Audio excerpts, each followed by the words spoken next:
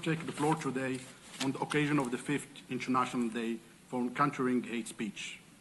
I'm proud to do so here at the United Nations as a Moroccan. His Majesty King Mohammed VI's leadership has made Morocco a model of mutual understanding, dialogue, and convivencia.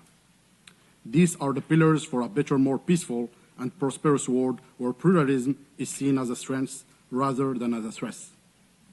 Morocco's example is especially important today as the world witnesses exclusion and rejection of the other.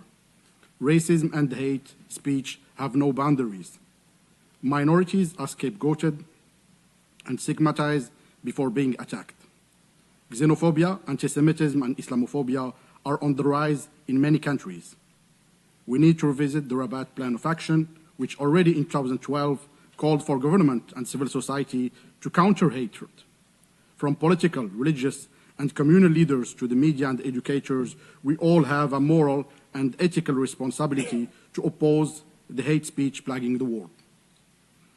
Everyone needs to think critically, resist manipulation, and amplify voices of moderation in order to build resilience against misinformation and divisive narratives. I would like to share a few examples from Association's Mimouna history, preserving and promoting the Moroccan model. For 19 years, we have taken our responsibility as Moroccans seriously. As we say in Morocco, يد وحدة ما تتصفقش. One hand does not clap. With our partners, we can not only clap, we can break the cycles of hate by creating more peaceful, just, and inclusive societies. One powerful way to realize this vision is by preserving oral histories and the heritage of minority communities. In the formerly shared neighborhood of Morocco, the Millah, work together on Ruh al-Millah with ASF, Essaouira Mogador, and Diyarna to empower Moroccan Muslims to safeguard memories and share the histories in order to understand the roots of prejudice and ensure that marginalized voices are not forgotten.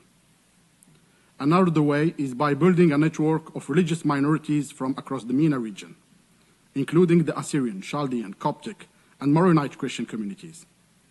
Together with our partners, especially the American Jewish Committee, we gathered in Essaouira at Beit Dakira, the House of Memory.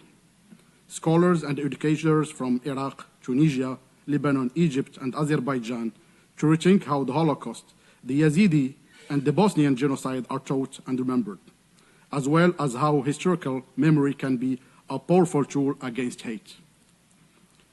Counteractively, our difference can promote unity.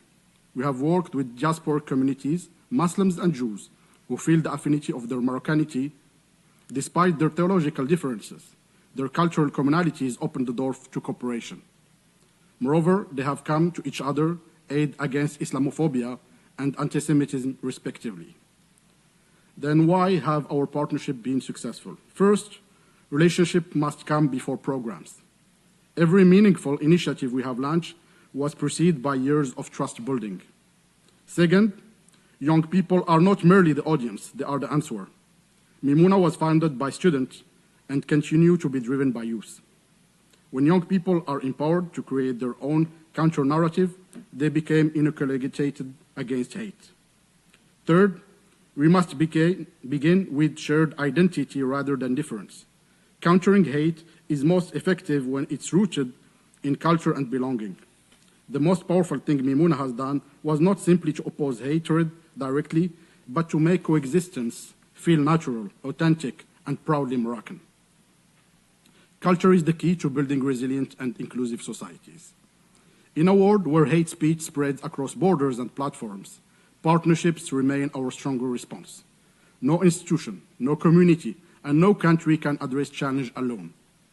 But together, through trust, education, memory, and youth leadership, we can free the world from hate.